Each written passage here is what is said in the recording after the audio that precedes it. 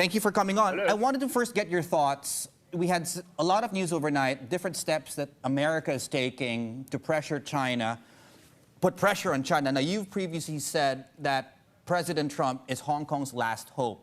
So my question is, how far do you want Donald Trump to actually push this? And do you think there's a point at which Beijing then backs down? Well, I don't know whether Beijing will back out, but Donald Trump said that if Beijing imposed this national security law to Hong Kong to destroy the autonomy and the rule of law of Hong Kong, that he will do something serious. So we don't know how serious a sanction that he will impose on China, but definitely the only way that, our only salvation if for President Donald Trump to impose sanction, because I believe President Donald Trump is a man of his word. He always almost does anything he says. So we are very hopeful that by the weekend, he will impose very draconian sanctions on China. One possible step, though, Jimmy, is Hong Kong loses its special trading status, which, if you really think about it, is almost like shooting Hong Kong in the foot. Your thoughts on that? Definitely.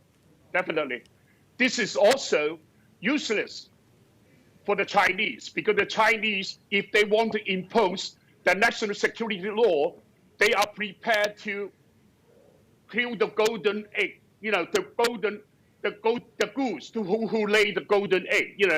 They give up Hong Kong already. I think they've given up Hong Kong, because they know that without the rule of law, there will not be a financial center, because nobody doing business here will have protections unless they have to pay those in power to protect them. Which, again, now takes us to the issue at hand. Go ahead. Pardon me? Yeah, I think the most effective sanction President Donald Trump can impose on China, at least at the initial stage, is to freeze the bank account of the Chinese top officials' corrupt money in the U.S. and in the free world. I think this will scare a lot of them off, because there are a lot of corrupt money spread out in U.S. and in Europe of those corrupt officials. Understood. Okay, now let's talk about the issue at hand.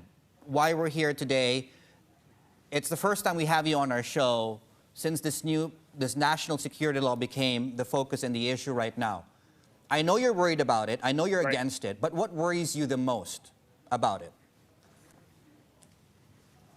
Well, what worries us the most is that, whatever, we will have to lose the free press here. So whatever we say can be subversion, sedition, or whatever, crime they can charge you. We totally lose the freedom. Everybody loses the freedom. That's why people on the ground are very worried. They either emigrate or to stay and fight. There's no other choices for Hong Kong people. Well, That's Jimmy, the one end would of Hong argue Kong, there's definitely. a silent third choice. There are people there, whatever their politics, I would imagine, simply want to go about their business, earn a livelihood as well. What do you tell those people who don't want to either leave or fight? Well, then you have to be subversive. You have to, you have to subversive to whatever they dictate you. When you lose your freedom, you lose everything. So, because the national security law is going to destroy all the institutions which are the legacy of our British colonial, the legacy of our colonial time, that means we lose all the protections of our freedom. But Jimmy, we still don't even have a Yes. copy of the law yet. Why don't we just wait for it and then disagree with it? Well, we can't just wait for it. I think the world has to react to it to stop it. Once they impose on it, they can use it anytime. It's like a knife on top of our head. Anytime it will come to our neck. We can't wait for it. Understood. Our freedom. I've asked is this at question stake. to a previous guest of ours as well. Is the issue the national security law itself, or is the issue that it's being proposed by Beijing? Well, what is being proposed is very, very draconian national security law.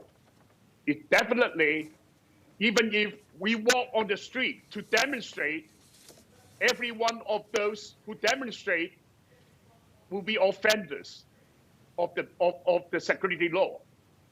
It's not a behavior. It's not a personal behavior. They define as offense, but it's a movement. That means that anybody who joins a demonstration will become offenders. Or anything we say. Is there a middle private, ground somebody that you see? Is there anything that you think, if they asked you, Jimmy, add something to this that makes it acceptable to you and the people, let's say, that you represent, the democratic movement, what would make this law acceptable to you? The law will not be acceptable in any way because we can't trust the Chinese. They imposed this law surpassing the Hong Kong Basic Law and also the Hong Kong Legislative Council. This respect for law make them very distrustworthy. It shows to the world that the Chinese is not going to be trusted. When the Chinese government is not going to be trusted, what can we believe in? What can we live in? What protection we have of our freedom?